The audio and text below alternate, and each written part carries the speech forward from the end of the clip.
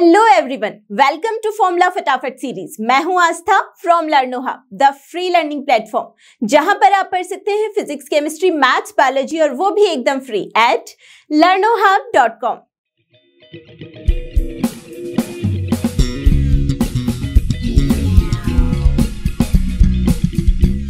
So formula फटाफट series में आज हम डिस्कस करने वाले हैं अपनी क्लास 11th के chapter motion in a plane के सारे इंपॉर्टेंट फॉर्मूले। सो आई होप कि इससे पहले आप इस चैप्टर का वन शॉट वीडियो और एनसीईआरटी सॉल्यूशन वाला वीडियो तो देख ही चुके होंगे। तो जल्दी से अपनी नोटबुक और पेन लेकर हो जाइए रेडी, और साथ ही साथ आज हम लोग रिवाइज करते हुए चलेंगे इस चैप्टर के सारे इंपॉर्टेंट फॉर्मूले।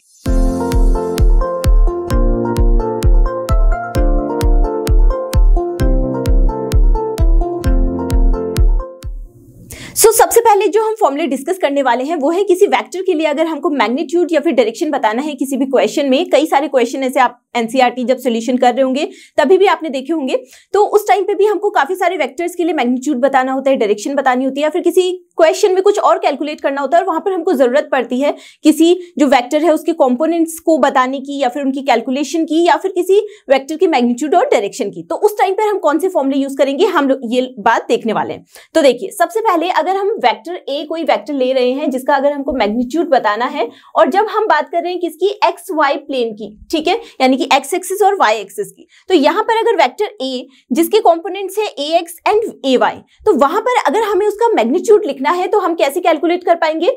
तो इसका magnitude of vector A equal to हो जाएगा under root of A x square plus A y square, या फिर इसको हमने किस फॉर्म में लिख दिया है, ए x square plus A y square और इसका होल स्क्वायर 1/2, यानी कि इसका अंडर रूट करना है। तो यहां पर जो ए एक्स एंड ए वाई है वो क्या डिनोट कर रहे हैं, वो डिनोट कर रहे हैं इस वेक्टर के कंपोनेंट्स को, ठीक है। तो अगर आपके पास में किसी वेक्टर के लिए दोनों ही कंपोनेंट्स गिवन हो ए एक्स एंड ए वाई, तो आप उसका क्या बता सकते हैं, मैग्नीट्यूड बता सकते हैं इस वाले फॉर्मूले के साथ में, ठीक है।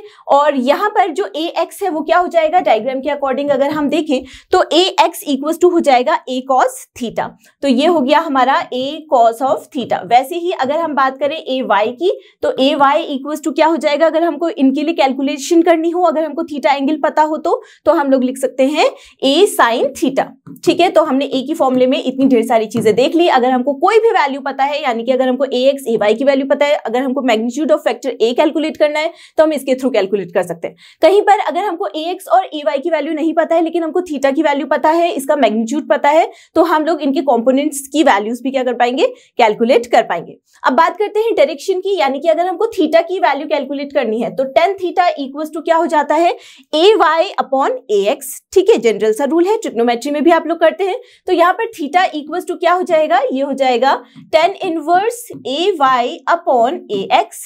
तो इस फॉर्मूले का आप यूज कर सकते हैं अगर आपको इस टाइप से कोई वेक्टर दिया हो और वहां पर आपको एंगल जो यहाँ पर बन रहा है इसकी वैल्यू कैलकुलेट करनी हो तो तब, ठीक है। अब देखिए नेक्स्ट है हमारे पास में फॉर्मूला। अभी तक तो हम किसकी बात कर रहे थे, एक्स वाई प्लेन की बात कर रहे थे। अगर अब हमारे पास में x axis, y axis and z axis तीनों ही एक्सिस है, तो तब हम लोग कैसे कैलकुलेट करेंगे वहां पर जो वेक्टर ए है उसका मैग्नीट्यूड। तो वहां पर हम लोग फॉर्मूला यूज करेंगे, जो मैग्नीट्यूड ऑफ वेक्टर ए हो जाएगा सेम टू सेम वही है, बस यहाँ पर एक नया कॉम्पोनेंट जुड़ जाएगा ए जेड। तो under root of A x square plus A y square plus A z square, या फिर A x square plus A y square plus A z square और इसका होल 1/2, ठीक है। अगर हम कर देंगे तो हमें इस वेक्टर ए का मैग्नीट्यूड पता चल जाएगा। तो इस डायग्राम के थ्रू आप बता सकते हैं कि ए एक्स, ए वाई और ए जेड इनकी वैल्यूज हम लोग कैसे कैलकुलेट कर पाएंगे अगर हमको चाहिए होगी किसी क्वेश्चन में कैलकुलेट करने को। तो ए एक्स इक्वल्स टू हो जाएगा, यहां पर हम लोग कौन सा एंगल देख रहे हैं, अल्फा, तो ये हो जाएगा ए कॉस अल्फा, ठीक है। वैसे ही अगर ए वाई की बात करें तो कौन सा एंगल आपको नजर आ रहा है, यहाँ पर बीटा है, तो ये क्या हो जाएगा, ए कॉस बीटा, ठीक है। और वैसे ही अगर हम बात करें ए जेड की, तो ये क्या हो जाएगा, तो ये आपके पास में हो जाएगा ए कॉस गामा। यहाँ पर कौन सा एंगल है, गामा एंगल है, ठीक है। तो इस तरीके से आपको क्वेश्चन में अगर एक्स वाई जी एक्सिस दिया गया है, यानी कि जब कंपोनेंट्स तीन हैं किसी भी वेक्टर के ए एक्स, ए वाई और ए जेड, तो आप इस वाले फॉर्मूले के थ्रू मैग्नीट्यूड कैलकुलेट कर सकते हैं उस वेक्टर का, ठीक है। और अगर एक्स वाई प्लेन है, दो कंपोनेंट्स है ए एक्स एंड ए वाई, तो आप इस वाले फॉर्मूले के थ्रू उसको क्या कर सकते हैं, कैलकुलेट कर सकते हैं। चलिए अब देखते हैं हमारे नेक्स्ट फॉर्मूले। सो अब हमारा जो नेक्स्ट फॉर्मूला है वो है रिजल्टेंट वेक्टर के लिए, जो कि मोस्ट इंपॉर्टेंट फॉर्मूला है इस चैप्टर का। तो ये आपके कॉम्पिटिटिव एग्जाम्स के पॉइंट ऑफ व्यू से भी और आपकी एग्जामिनेशंस के पॉइंट ऑफ व्यू से भी, दोनों से ही बहुत ज्यादा इंपॉर्टेंट है। ठीक है, तो देखिए अगर हमारे पास में कोई दो वेक्टर्स हैं, vector A and vector B, और इनके बीच का जो एंगल है वो कितना है, वो है थीटा, और जो ये वाला जो हमको वेक्टर दिख रहा है आर और ये वाला जो वेक्टर दिख रहा है ए, इसके बीच का एंगल हमने लिया है अल्फा। तो वहां पर अगर हमको रिजल्टेंट वेक्टर के लिए मैग्नीट्यूड कैलकुलेट करना है तो हम लोग कैसे करेंगे, R equals to under root of A square plus B square plus 2ab cos theta. ठीक है, या फिर हमने क्या लिख लिया है, R equals to A square plus B square plus 2ab cos theta और इसकी होल पावर 1/2। किसके लिए, तो ये रिजल्टेंट वेक्टर का मैग्नीट्यूड हो गया। ठीक है, अब यहां पर ए और बी क्या है, तो ए एंड बी दो वेक्टर्स हैं। ठीक है, जो कि हमने यहां पर माने हैं। तो इस तरीके से, तो ये वाला फॉर्मूला किसके लिए हो गया, रिजल्टेंट वेक्टर के मैग्नीट्यूड अगर हमको कैलकुलेट करना है, किसी क्वेश्चन में उसकी जरूरत है, तो तब हम लोग यूज कर सकते हैं। यहाँ पर वेक्टर ए की वैल्यू रखेंगे, यहाँ पर वेक्टर बी का मैग्नीट्यूड रखेंगे, यहाँ पर जो cos थीटा की जगह पर जो ये एंगल बना हुआ है थीटा, अगर आपको गिवन होगा क्वेश्चन में, उसकी वैल्यू रखेंगे, और इस फॉर्मूले का यूज करते हुए आप रिजल्टेंट वेक्टर का जो मैग्नीट्यूड है वो क्या कर पाएंगे, कैलकुलेट कर पाएंगे। ठीक है, ऐसे ही अगर आपको ये वाला जो एंगल है अल्फा, ये कैलकुलेट करना है, या फिर अगर आपको थीटा एंगल कैलकुलेट करना है, आपके पास में अल्फा एंगल की वैल्यू है, तो आप इस वाले रिलेशन का यूज कर सकते हैं, यानी कि sine alpha equals to B upon R into sine of theta. तो इसके थ्रू आप साइन अल्फा, साइन थीटा, या फिर अगर आपके पास में कोई इनकी दोनों की ही वैल्यूज हैं, आपके पास में इसका मैग्नीट्यूड है, अगर आपको आर कैलकुलेट करना है तभी भी आप आर इस तरीके से भी कैलकुलेट कर सकते हैं, या वेक्टर बी के लिए अगर आपको मैग्नीट्यूड कैलकुलेट करना है, आपके पास में रिजल्टेंट वेक्टर का मैग्नीट्यूड है साइन थीटा, थीटा के लिए वैल्यू है, अल्फा के लिए वैल्यू है, तो आप वो भी कैलकुलेट कर सकते हैं। ठीक है, तो दो फॉर्मूले ये हो गए। अब इनसे रिलेटेड एक क्वेश्चन हम लोग देखते हैं। देखिए, a motor boat is racing towards north at 25 kilometre per hour and the water current in that region is 10 kilometre per hour in the direction of 60 degree east of south. Find the resultant velocity of the boat. तो resultant velocity आपको यहाँ पर calculate करनी है, यानी कि आपको formula कौन सा यूज करना है, ये वाला फॉर्मूला यूज करना है। देन हम इस क्वेश्चन में इस फाई की वैल्यू भी कैलकुलेट कर सकते हैं। ठीक है, तो हमसे बोला गया है कि यहाँ पर एक वेक्टर है वीबी। ठीक है, वीबी हमने किसको लिया है, तो जो ये मोटर बोट है जो कि रेसिंग कर रही है कौन सी डायरेक्शन में, नॉर्थ डायरेक्शन में, यानी कि वीबी का जो मैग्नीट्यूड हमको दिया है वो कितना है, 25 किलोमीटर पर आवर है। तो यहाँ पर हम 25 रख लेंगे। वैसे ही दूसरा वेक्टर है हमारे पास में वीसी, जो कि साउथ ईस्ट डायरेक्शन में हमको दिया गया है वाटर करंट का फ्लो। तो इसकी वैल्यू भी हमको गिवन है कितनी, 10 किलोमीटर पर आवर। तो वीसी की जगह में, यानी कि जो वेक्टर बी है इस फॉर्मूले में, उसकी जगह पर हम वीसी का यूज कर रहे हैं और उसकी वैल्यू हम 10 रख रहे हैं। ठीक है, एंगल आपको दिया गया है यहाँ पर कितना, 60 degree, the direction of 60 degree east of south, यानी कि ये वाला एंगल हमको पता है 60 डिग्री। अगर ये वाला एंगल 60 डिग्री है तो ये पूरा का पूरा जो थीटा एंगल हमने लिया है वो कितना हो जाएगा, वो हो जाएगा 120 डिग्री, क्योंकि 180 माइनस 60 कर देंगे तो कितना हो गया, 120 डिग्री। अब बस हमको फाई की वैल्यू कैलकुलेट करनी है, जो कि हम इस रिलेशन के थ्रू कर लेंगे, और हमको जो रिजल्टेंट वेलोसिटी हमको कैलकुलेट करनी है वो हम इस फॉर्मूले के थ्रू कर लेंगे। इजी है। ठीक है, तो सबसे पहले हम रिजल्टेंट वेलोसिटी के लिए वैल्यू कैलकुलेट करते हैं, देन हम फाई की वैल्यू कैलकुलेट करेंगे।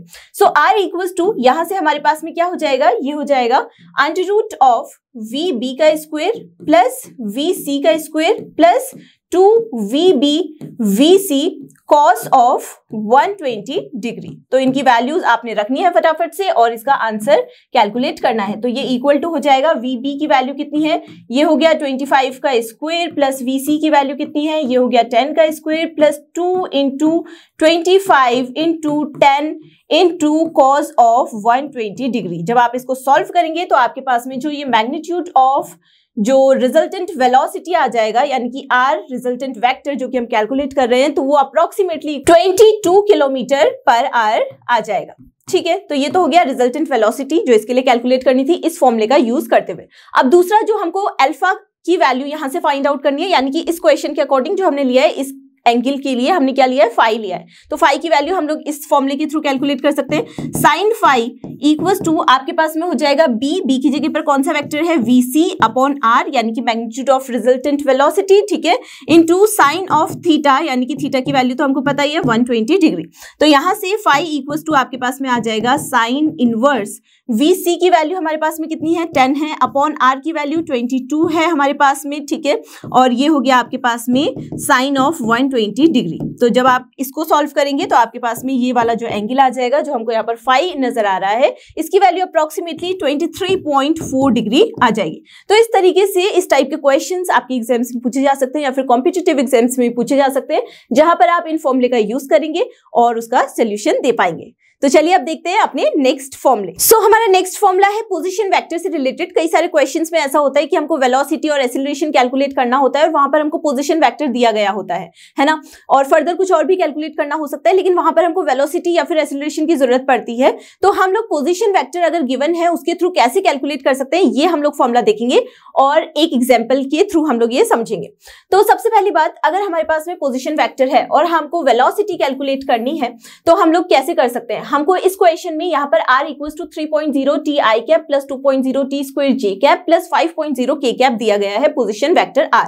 यहाँ पर अगर हमको देखिए यहाँ पर t सेकंड्स में होना चाहिए और जो यहाँ पर r हमको दिया गया है वो किस में होना चाहिए, मीटर्स में होना चाहिए, ये भी बताया गया है। ठीक है, अब हमको मेन जो यहाँ पर काम करना है, हमको देखना है कि वेलोसिटी और एक्सीलरेशन हम लोग उस पार्टिकल का कैसे कैलकुलेट कर सकते हैं पोजीशन वेक्टर की वैल्यू के थ्रू, है ना। सो यहाँ पर अगर इस तरीके से हमारे पास में कोई क्वेश्चन है और हमको vt की वैल्यू इस क्वेश्चन के अकॉर्डिंग कैलकुलेट करनी है तो हमारे पास में फॉर्मूला हो जाएगा dr बाय dt और इसके थ्रू ही हम लोग यहाँ पर vt की वैल्यू क्या कर पाएंगे, कैलकुलेट कर पाएंगे। तो एक जो फॉर्मूला है वेलोसिटी के लिए वो हमको यहाँ पर मिल गया। तो चलिए जल्दी से इसको कैलकुलेट करते हैं। सो vt इक्वल्स टू क्या हो जाएगा, d बाय dt ऑफ, यहाँ पर r की वैल्यू पुट कर लीजिए, वेक्टर r का जो वैल्यू हमको दी गई है यानी कि 3.0 t i cap plus 2.0 t square j cap plus 5.0 k cap.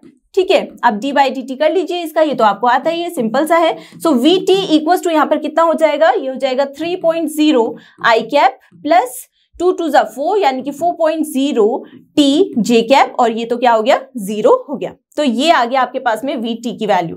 अब देखिए अगर हमको एक्सीलरेशन यानी कि at कैलकुलेट करना है इस पार्टिकल के लिए तो हम कैसे कैलकुलेट कर सकते हैं।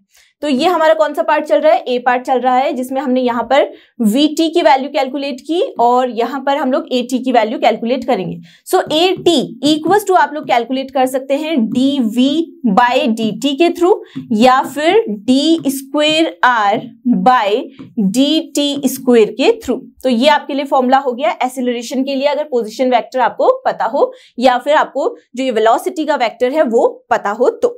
ठीक है, तो यहां पर आप लोग at इक्वल्स टू क्या लिख सकते हैं, अब आपको v की वैल्यू पता है। सो d by dt of v कितना है, 3.0 i cap plus 4.0 t j cap, इसका d बाई dt कीजिए तो at इक्वल्स टू आपके पास में आ जाएगा 4.0 j कैप। इसका क्या मतलब है, j कैप है तो ये किस डायरेक्शन के अलोंग होगा, किस एक्सिस के अलोंग होगा, तो ये हो जाएगा जो एक्सीलरेशन है a की वैल्यू वो आपके पास में equals to 4.0 metre per second square और along the x axis, sorry along the y axis, क्योंकि j कैप में यहां पर हमको वैल्यूज मिली है इस एक्सीलरेशन के लिए, इसलिए। ठीक है, अब देखिए नेक्स्ट अगर हमसे बोला जाए कि मैग्नीट्यूड और डायरेक्शन बताइए vt के लिए t इक्वल्स टू 1.0 सेकंड, तो t की जगह पर तो आपको 1.0 सेकंड रखना होगा जहां पर vt की वैल्यू हमने कैलकुलेट की थी ये। ठीक है, अब यहां पर हमारे पहले वाले फॉर्मूले यूज में आएंगे जहां पर हमने बात की थी कि हमारे पास में अगर किसी वेक्टर का मैग्नीट्यूड या फिर डायरेक्शन हमको बतानी है तो हम कैसे बताते हैं ना,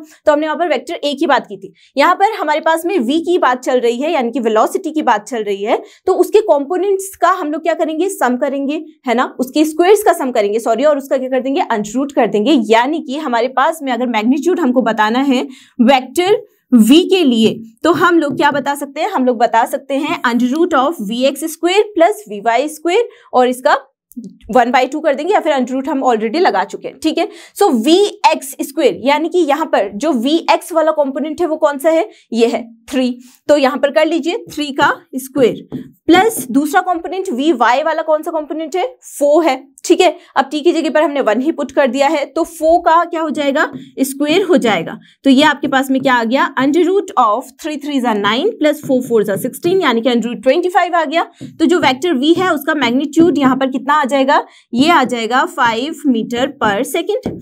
वैसे ही अगर आपको डायरेक्शन बतानी है यानी कि थीटा की वैल्यू बतानी है तो थीटा इक्वल्स टू क्या हो जाएगा, यहाँ पर 10 इनवर्स vy बाय vx है ना, तो ये भी हमने पहले वाले फॉर्मूले में देखा था, उसी का यूज यहाँ पर हो रहा है। तो tan इनवर्स इक्वल्स टू आपके पास में क्या आ जाएगा, vy कितना है, तो ये है 4 अपॉन vx कितना है, तो ये है 3, और जब आप इसकी वैल्यू कैलकुलेट करेंगे तो थीटा इक्वल्स टू आपके पास में आ जाएगा 53 डिग्री विथ एक्स एक्सिस। तो एक्स एक्सिस के साथ में ये वाला क्या बनेगा, एंगल बन जाएगा। ठीक है, तो इस तरीके से आप लोग जितने भी फॉर्मूले हैं उनका यूज कर सकते हैं, उनको कनेक्ट कर सकते हैं, और इस तरीके से आप कोई भी क्वेश्चन को क्या कर सकते हैं, सॉल्व कर सकते हैं। तो चलिए अब देखते हैं अपने अगले फॉर्मूले। सो अब जो नेक्स्ट फॉर्मूला हम लोग डिस्कस करेंगे वो है रिलेटिव वेलोसिटी इन 2 डायमेंशंस।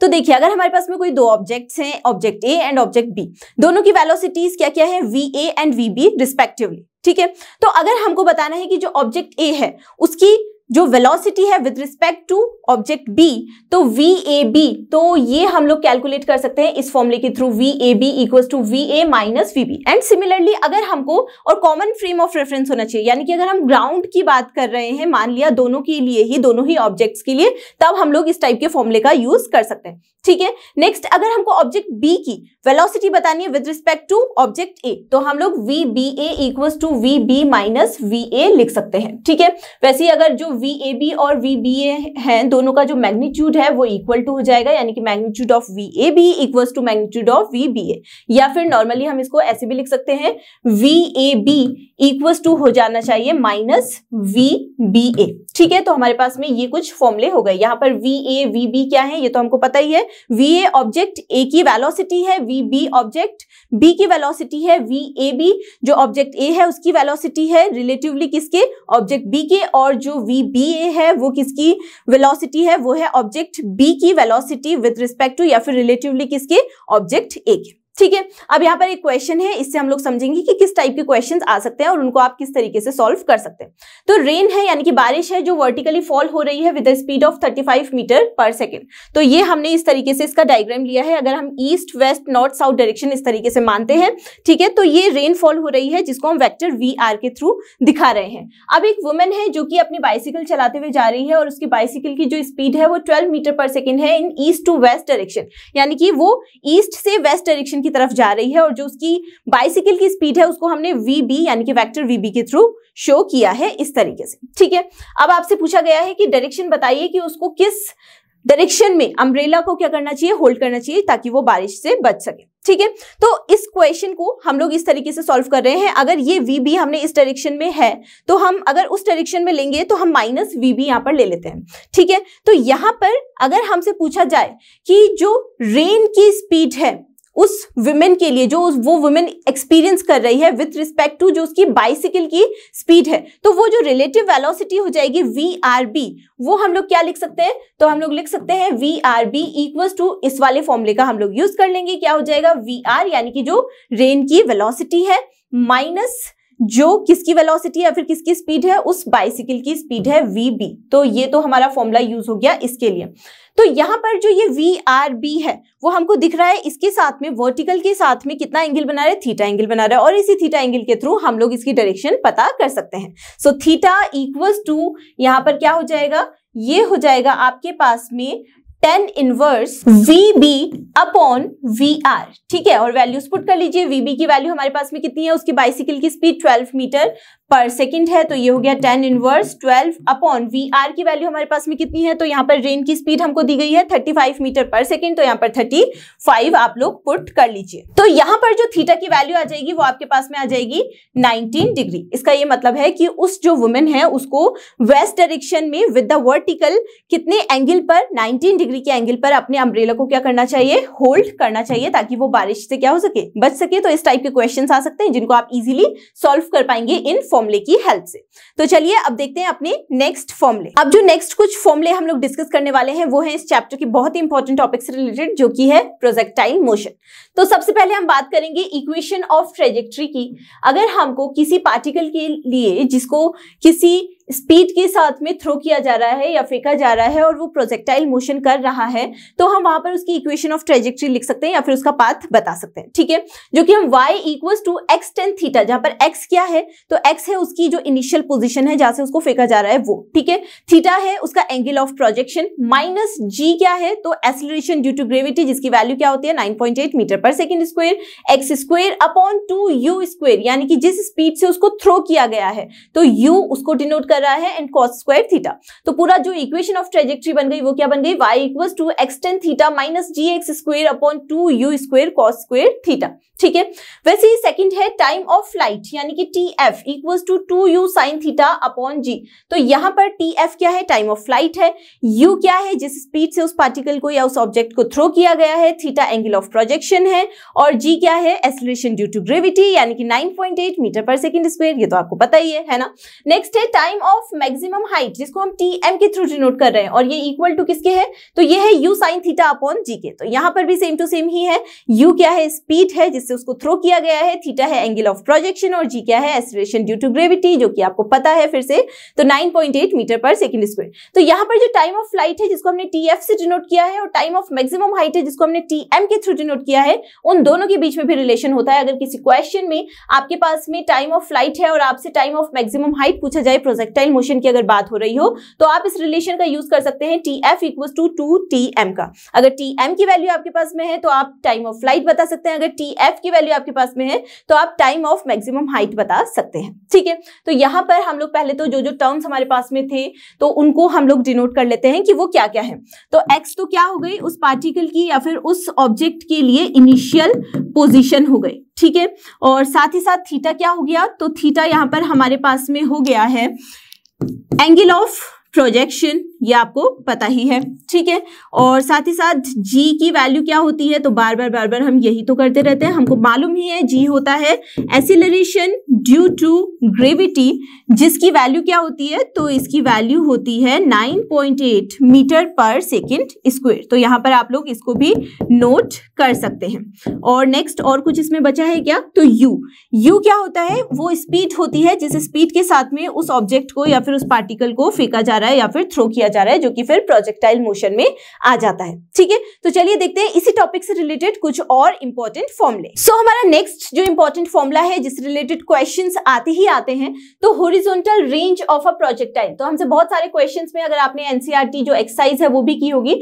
तो उसमें भी आपको रेंज जो कि प्रोजेक्टाइल के लिए पता करनी है, वो आप लोगों के पास में इस टाइप के क्वेश्चंस आए होंगे। तो हम लोग r equals to u square sine 2 theta upon g के थ्रू उसको बता सकते हैं, ठीक है। अभी हम बहुत सारे फॉर्मूले देख रहे हैं प्रोजेक्टाइल मोशन से रिलेटेड, फिर हम एग्जाम्पल भी लेंगे और किस तरीके से इसके क्वेश्चंस को सॉल्व किया जाता है वो भी समझ लेंगे। तो पहले सारे के सारे फॉर्मूले एक बार डिस्कस कर लेते हैं। तो हमारे पास में हॉरिजॉन्टल रेंज ऑफ प्रोजेक्टाइल, जिसको हम r से डिनोट करते हैं, उसका क्या फॉर्मूला हो गया, r equals to u square sine 2 theta upon g। u क्या है, स्पीड है, थीटा क्या है, एंगल ऑफ प्रोजेक्शन है, g क्या है, एक्सेलरेशन ड्यू टू ग्रेविटी है, 9.8 मीटर पर सेकंड स्क्वायर।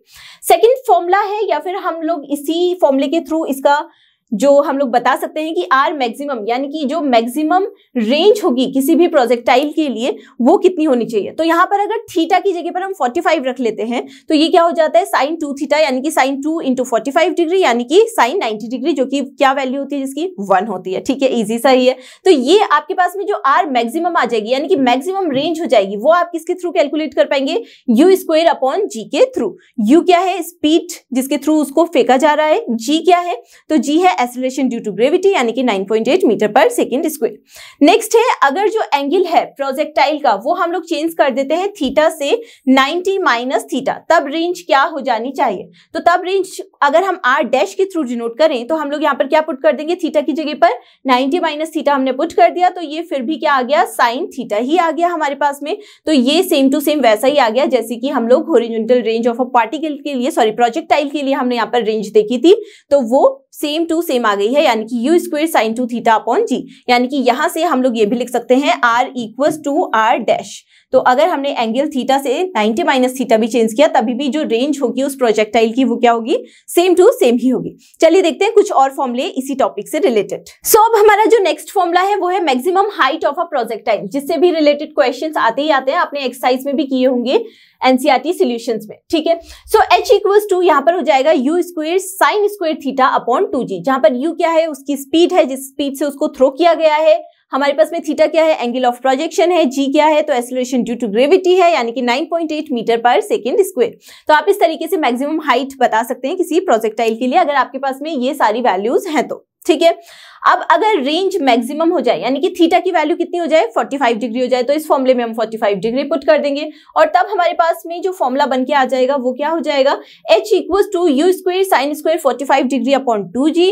सो यहाँ पर हो जाएगा U square upon 4g equal to R maximum upon 4। तो हमारे पास में नेक्स्ट फॉर्मूला ये हो गया, अगर रेंज मैक्सिमम हमको दी गई है और हाइट और इस तरीके से हमको हाइट कैलकुलेट करनी है उस प्रोजेक्टाइल के लिए, तो हम आर मैक्स अपॉन 4 का यूज कर सकते हैं या फिर यू स्क्वायर अपॉन 4g का क्या कर सकते हैं, यूज कर सकते हैं। सो अब हम लोग एक एग्जाम्पल डिस्कस करेंगे, जो कि अभी तक हमने प्रोजेक्टाइल मोशन से रिलेटेड जितने भी फॉर्मूले डिस्कस किए थे उनका यूज हो पाए, ठीक है। तो देखिए हमारे पास में एक क्रिकेट बॉल है जिसको थ्रो किया गया है एक स्पीड 28 मीटर पर सेकेंड के साथ में, यानी कि u इक्वल्स टू आपको यहाँ पर कितना दिया गया है, 28 metre per second in a direction 30 degree above the horizontal, यानी कि थीटा की वैल्यू भी आपको गिवन है, थीटा इक्वल्स टू 30 डिग्री। आपको कैलकुलेट करनी है मैक्सिमम हाइट। तो मैक्सिमम हाइट के लिए सबसे पहले फॉर्मूला क्या होता है, अभी अभी हमने डिस्कस किया है। सो h इक्वल्स टू होता है you square sine square theta upon 2g, है ना। सो इसको हम लोग इस तरीके से भी लिख सकते हैं, u साइन थीटा इसका हो जाएगा होल स्क्वायर अपॉन 2 इंटू जी, ठीक है। तो वैल्यूज पुट कर लीजिए। यहाँ पर जो मैक्सिमम हाइट है h इक्वल्स टू आपके पास में आ जाएगा, u की वैल्यू है 28 metre per second, sine theta यानी कि साइन 30 डिग्री उसकी वैल्यू कितनी होती है, 1/2 होती है। तो यहाँ पर 1/2 लिख लीजिए, इसका होल स्क्वायर अपॉन 2 इंटू जी की वैल्यू हमको पता ही है 9.8 मीटर पर सेकेंड स्क्वायर, यहाँ पर भी लिख देती हूँ। तो ये हो गया हमारे पास में एक्सेलरेशन ड्यू टू ग्रेविटी, ठीक है। तो यहाँ पर जो हाइट, जो मैक्सिमम हाइट आपके पास में आ जाएगी, जब आप इसको सॉल्व करेंगे तो ये आ जाएगी अप्रोक्सीमेटली 10.0 मीटर्स, ठीक है। तो इसको कैलकुलेट आप खुद से कर सकते हैं और जल्दी जल्दी कैलकुलेट करके आप इतना आंसर इसका ला सकते हैं, ठीक है। मतलब देख सकते हैं कि इतना ही आंसर आएगा, ठीक है। नेक्स्ट इसका जो पार्ट बी है उसमें आपसे क्या बोला जा रहा है कि कितना वो टाइम ले रही है by the ball to return to the same level. तो इसके लिए आप क्या कैलकुलेट करेंगे, जो हमने टाइम ऑफ फ्लाइट वाला फॉर्मूला देखा था उसको, ठीक है। So T F equals to क्या होता है, ये होता है 2u sine of theta upon G, ठीक है। तो यहाँ पर वैल्यूज पुट कर लीजिए। So T F equals to आपके पास में आ जाएगा 2 इंटू यू की वैल्यू है 28 metre per second into sine of theta यानी कि साइन 30 डिग्री जिसकी वैल्यू 1/2 होती है अपॉन जी, यानी कि जो एक्सेलरेशन ड्यू टू ग्रेविटी होता है 9.8 मीटर पर सेकेंड स्क्वायर। तो इसकी वैल्यू जब आप लोग पुट करेंगे, यहाँ पर टाइम ऑफ फ्लाइट आपके पास में आ जाएगा 2.9 सेकेंड्स, ठीक है। नेक्स्ट देखिए आपसे पूछा गया है the distance from the thrower to the point where the ball returns to the same level, यानी कि आपको अब रेंज बतानी है इसके लिए। तो यहाँ पर आप सी वाला जो पार्ट है उसको कैलकुलेट करेंगे, तो आर इक्वल्स टू आपके पास में क्या आ जाएगा, आपके पास में आ जाएगा U square sine 2 theta upon क्या, तो ये हो जाएगा यहाँ पर जी, ठीक है। तो यहाँ पर भी वैल्यूज पुट कर लीजिए। r इक्वल्स टू आपके पास में आ गया, u की वैल्यू हमको दी गई है 28, इसका स्क्वायर हो जाएगा साइन 2 थीटा यानी कि साइन 2 इंटू 30 डिग्री क्या हो गया, यहाँ पर हो गया साइन 60 डिग्री जिसकी वैल्यू √3/2 होती है अपॉन g यानी कि 9.8 मीटर पर सेकेंड स्क्वायर। तो इसको जल्दी से आप लोग सॉल्व करेंगे और आपके पास में जो यहाँ पर रेंज आ जाएगी वो कितनी आ जाएगी, वो आ जाएगी अप्रोक्सीमेटली 69 मीटर्स। तो मैक्सिमम जितने भी फॉर्मूले जो कि एग्जाम्स में हमारे पास में जरूरत पड़ती है हमको, उनको किस तरीके से यूज करना है और किस तरीके से वैल्यूज कैलकुलेट करनी है किसी क्वेश्चन के थ्रू, वो हमने इस एग्जांपल के थ्रू देख लिया। आप बाकी के और एग्जांपल्स लेके भी इनकी प्रैक्टिस कर सकते हैं। तो चलिए अब बात करते हैं हमारा नेक्स्ट फॉर्मूला क्या है उसको देखते हैं। सो अब जो लास्ट टॉपिक बचा है इस चैप्टर के जो इंपॉर्टेंट फॉर्मूले हम डिस्कस कर रहे थे उस सीरीज में, तो वो है यूनिफॉर्म सर्कुलर मोशन, जिससे रिलेटेड कुछ फॉर्मूले हम डिस्कस करेंगे। हमने एक्सरसाइज में या फिर एग्जाम्पल्स में देखे हैं इस चैप्टर के कि अगर किसी स्ट्रिंग से किसी पत्थर को या फिर किसी स्टोन को बांध दिया जाए और फिर उसको घुमाया जाए तो वो यूनिफॉर्म सर्कुलर मोशन में में आ जाता है। इस टाइप के बहुत ढेर सारे क्वेश्चंस हम लोगों ने किए हैं। तो इस तरीके से मान लेते हैं कि इस सर्कुलर पाथ या फिर इस सर्किल की जो रेडियस है वो हम लोग कैपिटल आर के थ्रू डिनोट कर लेते हैं।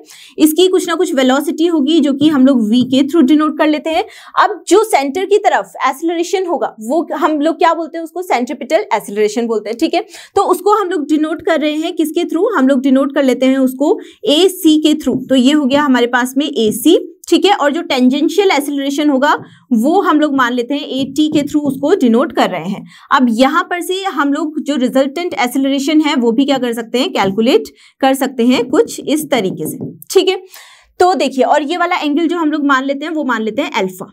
तो अब हम लोग जो इससे रिलेटेड फॉर्मूले हैं वो देखते हैं। सेंट्रीपिटल एक्सेलरेशन अगर हमको कैलकुलेट करना है A C equals to V square upon R या फिर आर ओमेगा स्क्वायर, जहां पर जो v हमको नजर आ रहा है वो क्या है, वो तो है वेलोसिटी या फिर स्पीड अगर हमको गिवन होगी उस क्वेश्चन में। r यहां पर हमको नजर आ रही है अगर हम स्मॉल r के थ्रू डिनोट कर रहे हैं किसी सर्किल की रेडियस को, तो ये भी हो गई रेडियस, ठीक है।